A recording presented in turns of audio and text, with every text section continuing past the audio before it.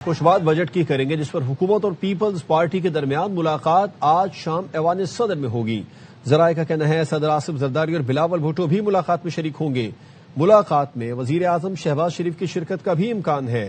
پی پی کا وفد راجہ پرویز اشرف، نوید قمر، شہری رحمان پر مشتمل ہوگا۔ حکومتی وفد میں نائب وزیر اعظم اسحاق ڈار، وزیر خزانہ محمد اورنگزیب اور احسن اقبال شرکت کریں گے۔ پی پی حکومتی وفد کو بجٹ سے متعلق تحفظات اور بجٹ سے متعلق معاہدے پر عمل درآمد کا مطالبہ کرے گی۔ ملاقات میں وفاقی بجٹ اور ترقیاتی منصوبوں پر بھی بات ہوگی۔ وفاقی وزیر داخلہ محسن نقوی نے کہا ہے کہ وزیر اعظم فیلڈ مارشل کی کوششوں سے ایران امریکہ بحران جلد ختم ہو جائے گا۔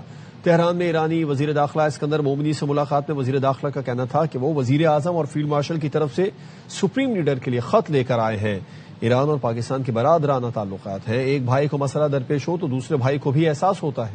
ایران میں چینی سفیر کانگ پیو کہتے ہیں پاکستان قابل اعتماد ثالث ہے۔ ایران امریکہ جنگ بندی میں پاکستان کے کردار کو سراہتے ہیں۔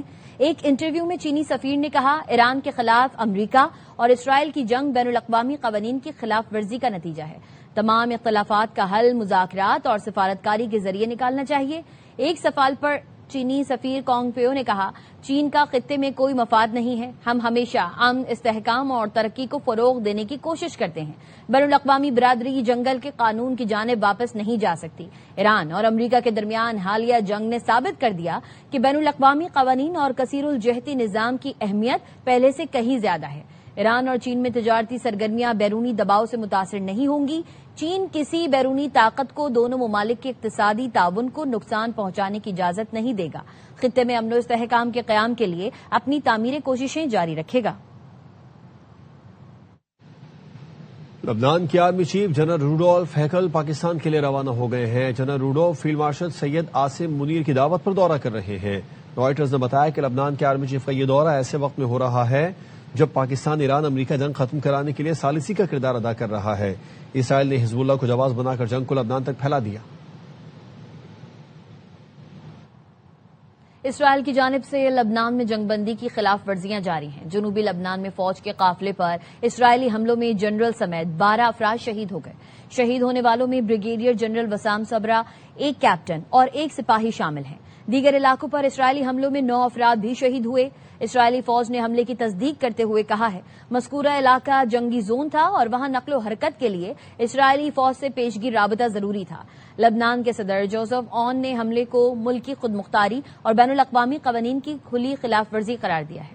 پاکستان پیپلز پارٹی کے چیئرمین بلاول بھٹو زرداری نے آزاد کشمیر پارٹی کا اجلاس بلا لیا۔ ذرائع کا کہنا ہے بلاول بھٹو آزاد جموں کشمیر کی صورتحال سے ناخوش ہیں۔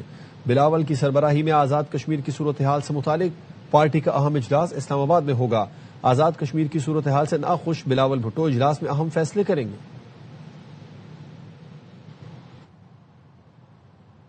زرداری ہاؤس میں پیپلز پارٹی آزاد کشمیر کی پارلیمانی پارٹی کے اجلاسوں کا احوال۔ پہلا اجلاس وزیر اعظم آزاد کشمیر اور دوسرا اجلاس فریال تالپور کی زیر صدارت ہوا۔ ذرائع کا کہنا ہے اجلاس میں مہاجرین نشستوں کے معاملے پر ارکان کی اختلافی آراء سامنے آئیں۔ متعدد ارکان نے مہاجرین کی نشستوں پر پارٹی سے واضح موقف اختیار کرنے کا مطالبہ کیا۔ ارکان نے کہا مہاجرین نشستوں کے خاتمے یا تعداد میں کمی کی حمایت پر غور کیا جائے۔ اگر واضح پالیسی نہیں اپنائی تو آئندہ انتخابات میں نون لیگ کو سیاسی فائدہ مل سکتا ہے۔ ارکان نے کہا مہاجرین نشستوں کو برقرار رکھنے سے پیپلز پارٹی کو سیاسی فائدہ نہیں ہوگا۔ بعض ارکان نے کہا مہاجرین نشستوں کو 12 سے کم کر کے 6 کرنے کے موقف پر غور کیا جائے۔ مہاجرین نشستوں کے معاملے پر حمایت یا مخالفت کا حتمی فیصلہ بلاول سے مشاورت سے مشروط ہے۔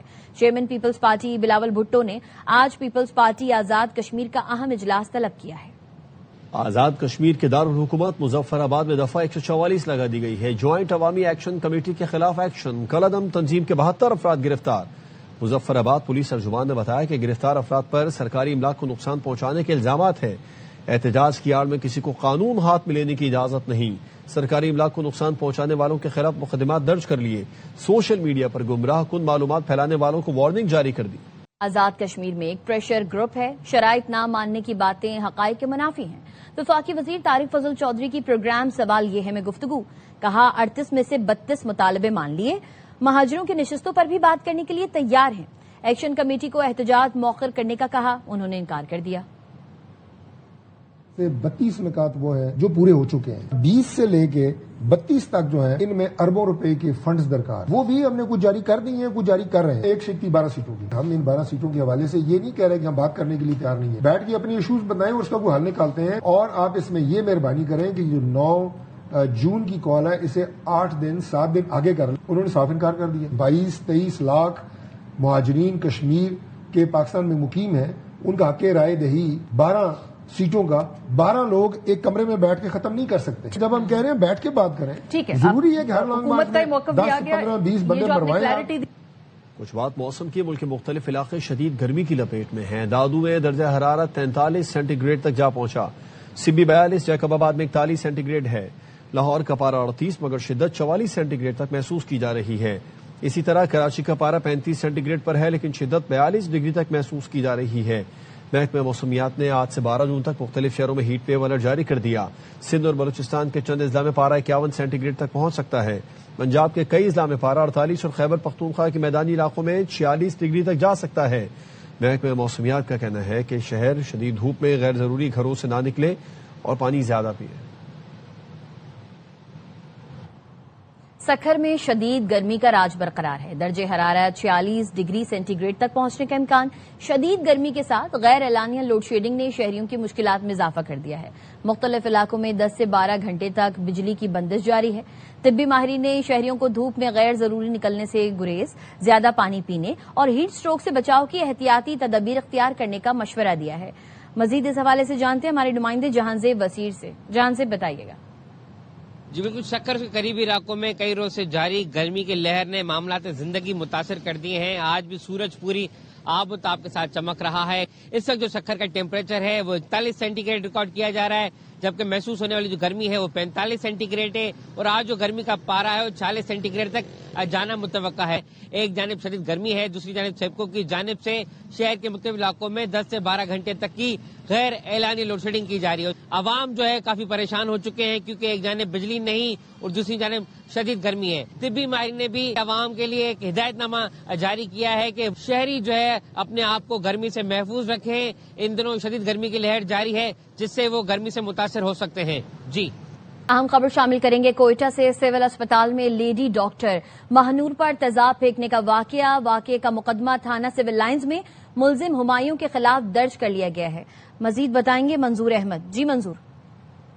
جی یہ مقدمہ جو ہے سول اسپتال کے ایم ایس ڈاکٹر عبدالعادی کی مدیریت میں درج کیا گیا ہے, جس میں جو ہے ملزم ہمایوں شاہ کے خلاف دفعہ 336(b) کے تحت اس کو درج کیا گیا ہے.